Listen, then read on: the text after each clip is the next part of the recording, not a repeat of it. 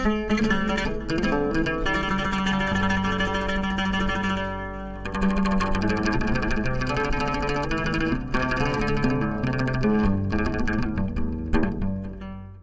final formal speaker is Dr. Omar Enaw, who's a multilingual scholar and poet. He teaches interdisciplinary studies at Atlas University of Somalia, and he's also an adjunct professor of African history at Portland State University in the US. He was formerly the director of the African Migration and Development Research Program at Portland State. He was centrally involved in securing the resettlement of about 14,000 members of the Somali Bantu ethnic community from Somalia, from refugee camps around Somalia to the U.S. during the early 2000s, and is now involved in the establishment of Atlas University, as well as several different research projects, which he may tell us about this evening. He's the author of many different scholarly works on Somali society. So please join me in welcoming Dr. Omar.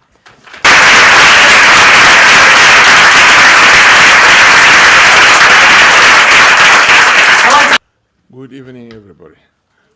Assalamu alaikum. My name is Omar Enaw, and I'm now based in Somalia, helping the Ministry of Education revive the National Somali University that collapsed some time back. And also, I have opened in a joint effort of a university called Atlas University in Somalia. And I was told to announce it and say that that university is the first university for the minorities.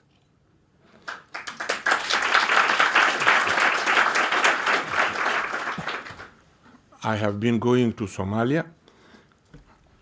Hassan Sheikh wanted to appoint me minister several times. I refused. And no, I'm not accusing. He's a good man. He's a very smart guy. I had a long discussion with him, but I just don't want to be in politics. And the situation is that whenever I went to Somalia, I sat down with cross-clan minority students, and I asked them, you are always pushed aside as a minority, even though we'll talk about it. Nobody knows who's majority and who's minority. And they said, we come from very poor family. We cannot afford to go to university.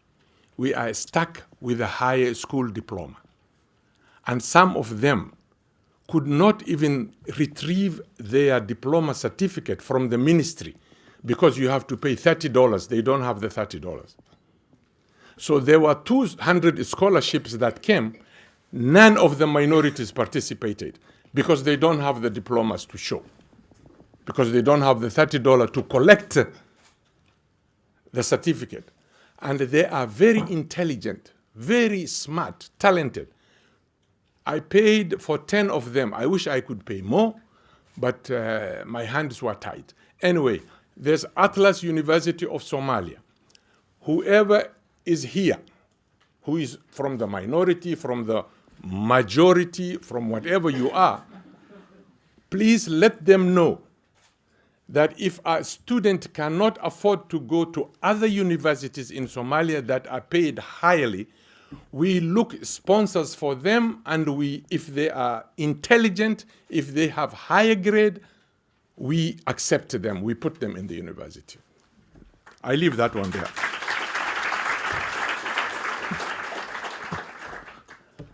I don't think you are going to be happy with me, but let me start. According to Article 27 of the International Covenant on Civil and Political Rights, it says, in those states in which ethnic, religious, or linguistic minorities exist, persons belonging to such minorities shall not be denied the right in the community with other members of their group to enjoy their own culture, to profess and practice their own religion, or to use their own language. Is that happening in Somalia? Ask yourself. Now, ladies and gentlemen, I have not come here to praise Somalia and Somalians. I have not come here to insult Somalia and Somalians either. Some of you may not like to hear the sordid details of Somalia's hollow homogeneity, when in reality, they are distinct communities that are overtly and heartlessly discriminated. Therefore, my positions will be clearly stated, and I hope we shall have enough time to debate dialectically, and I underline, I don't want, and it's not worth nonsense debate. Dialectical debate is what I'm looking forward on some of the issues that I'm about to raise on minorities, particularly the Bantu Jarir, the Baydari, Gaboye, Baraba, Banadiri, and many other ones. Ask this question to yourself. If Somalis are homogeneous, same culture, same language, same tradition, same whatnot, same everything, why are we so divided and so uncompromising, so irreconcilable for the past over 2 decades? Why? What is the difference? If we have everything same, what is the problem? Another major myth that Somalia is suffering from is as he mentioned, my colleague here, is a superiority complex. In other words, they adamantly deny, they adamantly in denial of being identified as Africans. Subsequently, this created a Somalia that is in Africa, but not of Africa.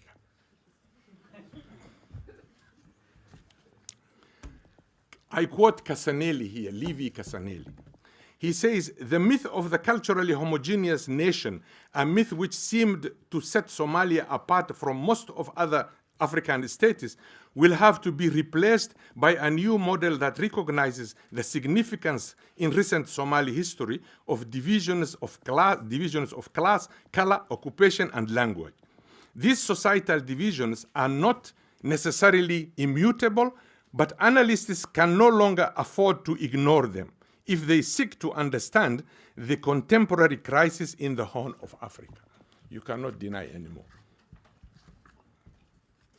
Therefore, in reality, Somalia is a nation that holds together people of different cultures, different customs, different traditions, different language, and different values, different destiny.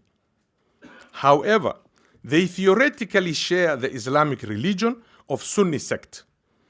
By the way, being diverse does not mean we cannot live together. We can. Being diverse does not mean we can't find a modern and flexible system that respects our differences. We can find. We can live together and we can be diverse. There are countries like Tanzania, Kenya, Uganda. They have 50 tribes. They have 50 languages. And they are a nation. They are intact. They are together. They are working. So why do you deny my language? Why do you impose on me your language? Why? If you want to kill a society, I have seen this in the US and Canada, you first take away the language. When you want to kill a culture, you take away from them the language. Then that culture is dead. You know why? Because you are adopting another language and you are always told, no, you are not the master of the language. Stand behind. Because you adopted this language. It's not your language. So many young men in my country, in Somalia, they have been robbed of their culture. I was in primary, I don't know if we have time to finish this. I was in a primary school. I went to register. There's this old man that came, he's a Rahawin. Wrongly called Rahawin, but they are Rewin. There is no Rahawin. He came to register his son at the same school. Me, I was already registered, but we are just standing there. So he doesn't speak another language. He speaks only the Rewin language. Is that a crime? So the headmaster, he said, I want my son to be registered. I am here. I was living somewhere else, so I moved now here in this area. This school is near to my children. I want to be registered. And listen what the headmaster answered. He says, "War Somali di baan wax u la'nahay."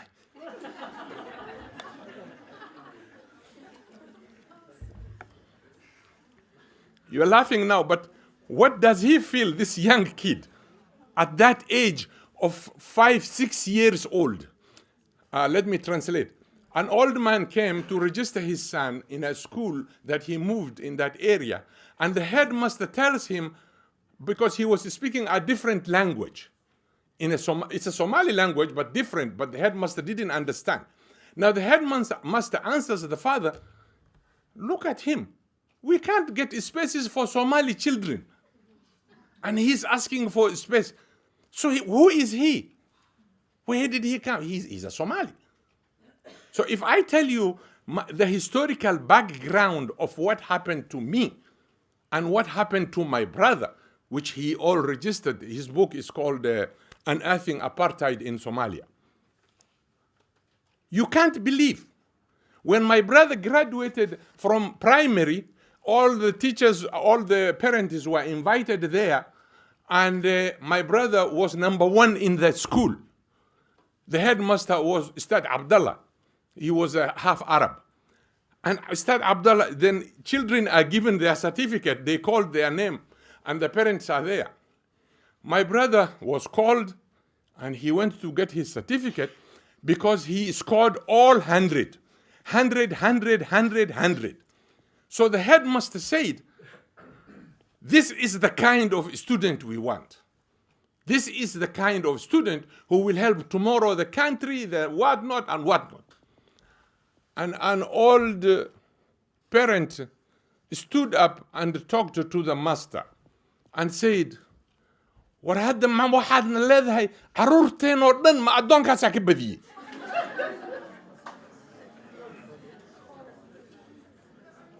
I knew you will not like it.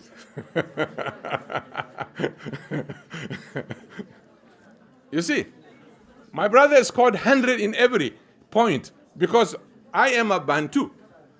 My brother is a Bantu or a Jiray, whatever you want to call it locally.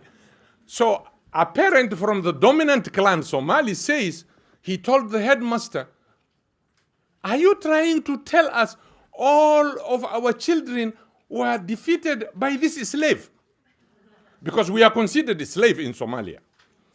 Not only we, every African Negroid-looking person, if your nose is big, if your hair is kinky, you are a slave.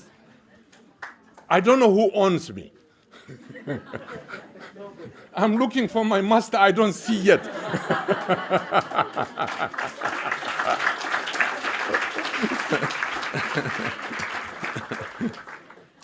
So, let me go back what Ali Jim'ale says here. Professor Ali Jim'ale, he's talking about Somali intellectuals. He says,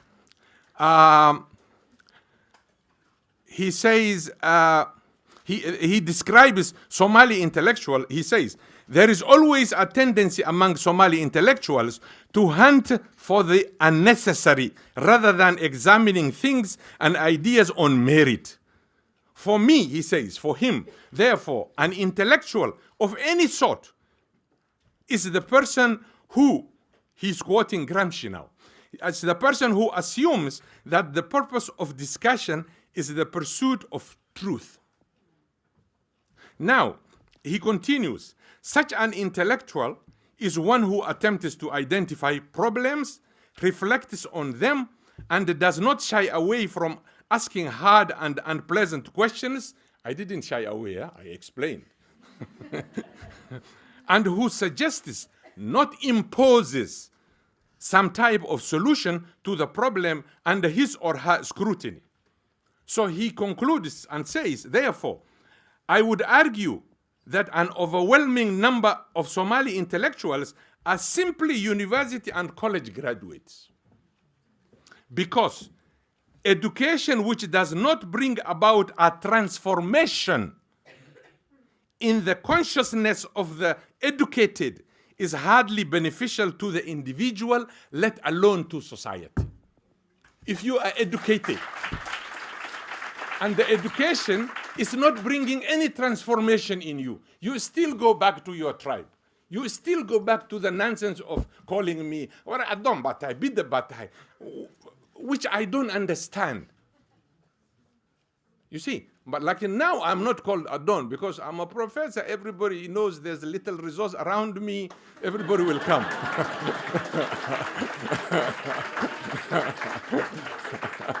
Now I'm removed from Adon to Adonhood. Now, we're Sudan way. I'm Sudan. I'm not Sudan. Adon.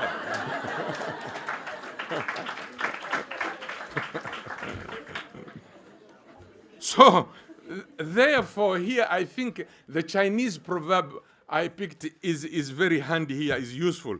It says, to know and not to act is not to know. If you know something, you don't act on it, then you don't know it.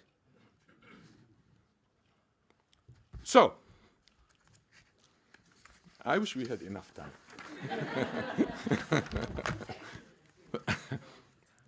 Now, this is where I come to the character, which I think Burhan, most of it he covered. I thank him. It's the first time I meet him, and I heard about him and I read, but I never met him. The character of a nomad or a pastoralist is to disdain agriculture. Not only that, to disdain any manual job. They don't want to do anything that involves handwork. How do you progress? How do you develop? You tell me.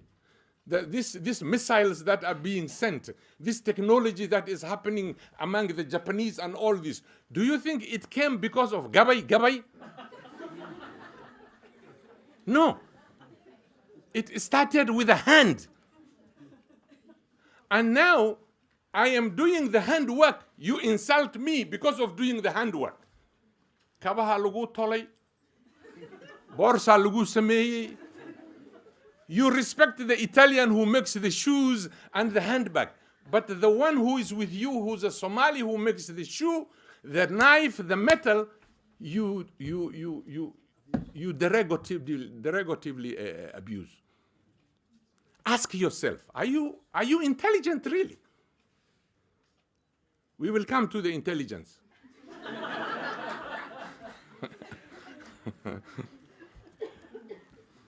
So we leave that one there. Now, Somalis fit in Africa. There's a book, there's an article we wrote in a book, me and my brother. It's called Who is an African? I removed a clause from that article which we published in that book. Somalis deny Africanity. They do not want to be identified as African. They want to be Arabs. And the Arabs are pushing them. There's a dilemma here. You see, there's identity crisis here now. I don't have identity crisis. I'm an African, and there are so many Africans in Africa. I don't have identity crisis. You can call me whatever you want. But I have identity. You do not have identity now because the Arabs have refused you. They are telling you, ya Abid. And you're better off to accept me as your brother rather than going to an Arab.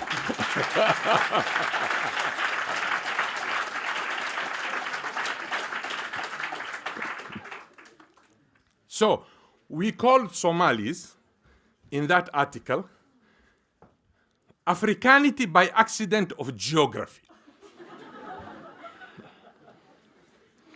This group consists of those who happen to be in Africa without their wish to be there. Individuals who found themselves living in the continent by virtue of circumstances beyond their control. In other words, circumstantial Africans.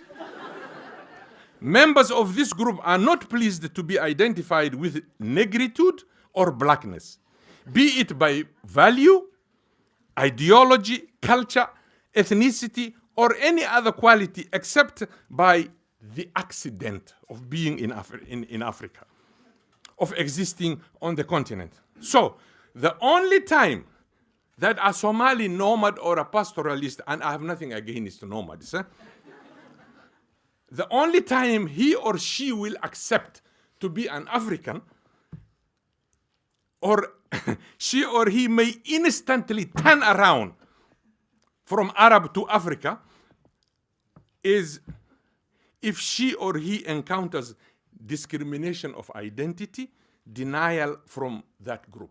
And I have seen this in Egypt. I have seen it in Saudi Arabia, and I have seen it in Canada. I'm a Canadian by, naturalization. You see? So in Canada, they come to complain. I was teaching at York University in Canada. ورنا على عبودك يا قال هذا والله مثل كلا الصع. And I tell them, welcome to the real world.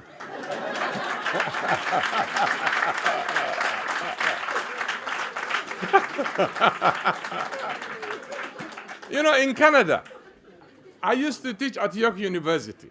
Some of my students, they come to me and they say, Prof, these white people, they discriminate us. This is not right. This. I said, yes, welcome to the real world. Because I have training for discrimination. You gave me. Back home, you gave me that training. To me, this piece of cake.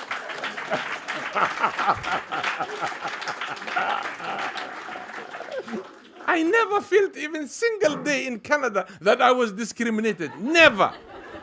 Because I was already prepared by you guys. Okay. People from all over the world do view diversity as strength, except the Somali nomads, who consider it a divisive culture. According to Van den Berge, this guy is, I think he's a Belgium. He says, cultural diversity is a necessary condition of human evolution and advancement. Normally, within a homogeneous society, the people are supposed to get along wonderfully since they all share the same culture, tradition, language, and religion. However, as the Somali situation conspicuously shows, being homogeneous or claiming to be homogeneous society did not save the country from plunging into the abyss of annihilation and anarchy.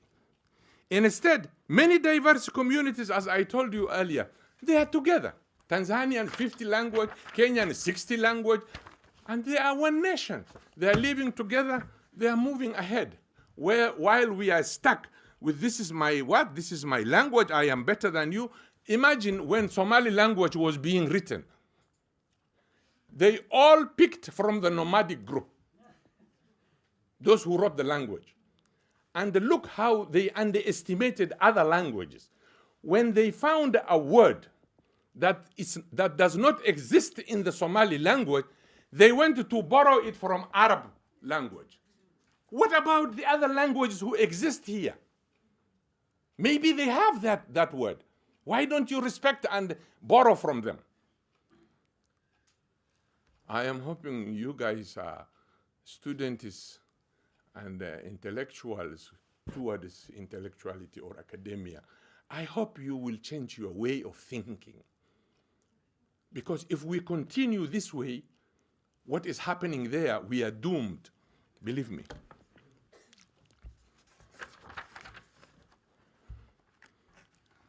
I wanted to give you the history of the Bantu, but I don't know if we have time.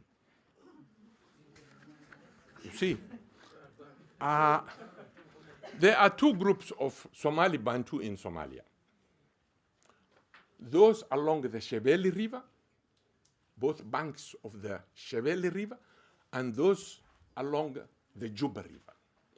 Those along the Shebele River were there even before the Somalis came. Those along the Juba River are those who were duped by Arabs, Omanis, into slavery. They brought as a cheap laborer at the beginning, but when they brought them into Somalia, they were turned into slaves. And that is why they ran away from slavery and established their own polity in Gosha, around Kismayo area. When they ran away, their intention was to go back to their country of origin. Originally, those in the Gosha, they are from Tanzania, Malawi, Mozambique. Arabs brought them, Omanis. Said Said, who controlled the whole coast. I teach history. If I start this, I will not finish. So you see, there are these two groups of Somalis. One is native, and one came. Now, because they look alike, you all lump them. All they are Adomo. They are all slaves. Those along Shebele River, they were not slaves. They had nothing to do with slavery. But because now somebody has the power, somebody has took over the government, immediately after the Italians left, I wrote a lot here on that, but I don't think I have enough time to cover. So the Bantus fell victims, those who are even natives. Now this is the question I start in my PhD thesis. I start with 7 questions. Then I answer those questions. One of the questions is, you told me I am not a Somali. I was brought here as a slave. You are an Arab. You came here. And the country we are talking is in Africa. And I am the African. Isn't here a dilemma? I am the African who is in Africa. But you are the Arab who came. And now you tell me I don't own this country. It's not mine. And I am the African. So who came here? Is it the Arab who came or the African who came? This is one of the questions I start with my thesis. So, you see, it is good to study. It's good to go to school. Because if I didn't do that, I wouldn't have been able to talk to you like this. Because I remember in Toronto, University of Toronto, it was a Somali Independence Day. And we were talking about Somalia. There was a forum like this. And a Barawa man said, we are talking of Somalia, we are talking of this, we are talking of government. Our women were raped and they were taken to somewhere in central area. Up to today, we don't know. They are in central region. They took the woman and they went with the women in the central region. Now he says, me, I want my children to be brought back. Somebody who was sitting at the back, because there is no space to walk, and the guy who's asking the question is in front. So that guy, he's one of your cousins or brothers. He stood up. And he says, Warya, war ninka sida u hadlaya dadkiina horay taagan miyaadan la idinku arkin nin qura oo ninka dharbaxa. Look the ignorance. This is not a place to slap somebody. There's a security guard, he will throw you out. There's no gun here. I talk the way I want. I tell you the truth. It may be painful, but it is. Swallow it. Unless you want to change. I don't want to marry you. I don't want anything. I married Indonesian.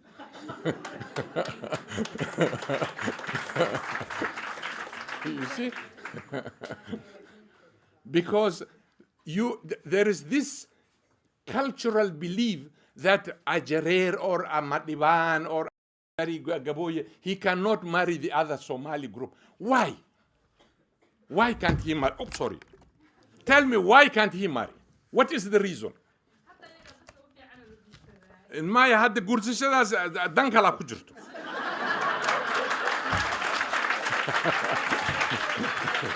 Dankala ku jirto. No. What? Weligooda dad fiican ay ahaayeen. Weligooda, they were good. They were good always. Aniga, I was mar aan lecture ka bixiyay University of Minnesota. Some girls proposed. Why are you complaining? Are you ready to marry? I said, no, I'm not ready. Now you want me, yeah. Because I'm a professor now. I'm okay now. Now, yeah. Now, why not? There's something now. But when I was suffering in Barak Abdo and Bull Ally, you didn't want me that time. No. And I'm not stupid enough to embrace you now. No. I will take my resources whoever deserves. Come on.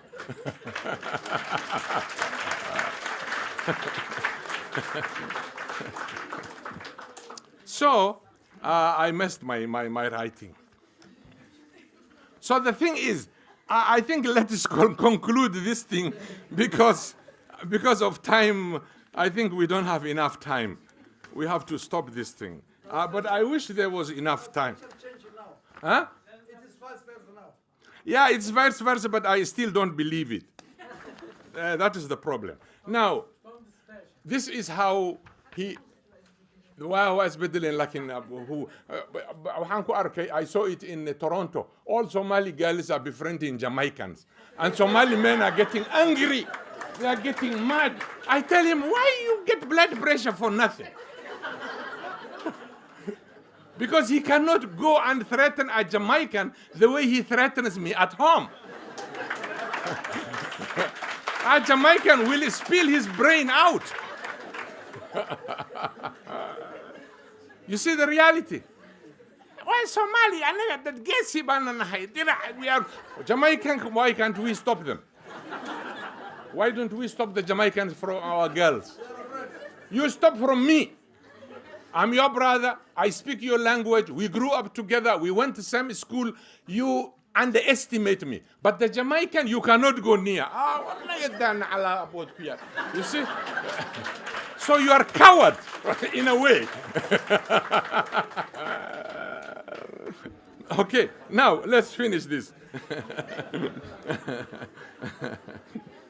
This is what Sharif Aydrus said when he was reading a paper. I'm concluding it. He was reading a paper in the Canadian Parliament. I took a section from his paper. He says, "It is our duty to educate the misinformed that we are not members of the same ethnic, linguistic background. It is also our responsibility to correct past mistakes and be proud of our diversity. Accepting the status quo is a violation of the Charter of Human Rights and Freedom. But the bottom line must be clear. Our right to our own identity, integrity, and ethnicity is a sacrosanct. Inclusion of false homogeneity is not absolute. We are not going to accept genocide to our culture, dignity, ethnicity, or language." Now, the last sentence. We, the minorities, by the way, nobody knows, I told you, I found in France, archive, a statistic that was done by United Nations in 1940, before independence. That time, we were majority. As he said, we were majority that time. But when Somalia got independence, every buffoon who became in charge claimed to be the majority. And Siad Barre did statistics. You remember? Tirakobka Umada. People were counted. You know, Siad Barre had another image. He thought they are going to be majority, all the other what. Then when the results came, he was shocked. That statistic research was not revealed. So you can claim majority, one day it's going to haunt you. Now, we the minorities have a positive and a progressive vision of how Somalia should be. With your help, all of you, and contribution from your area of expertise, we would like to turn this vision into reality.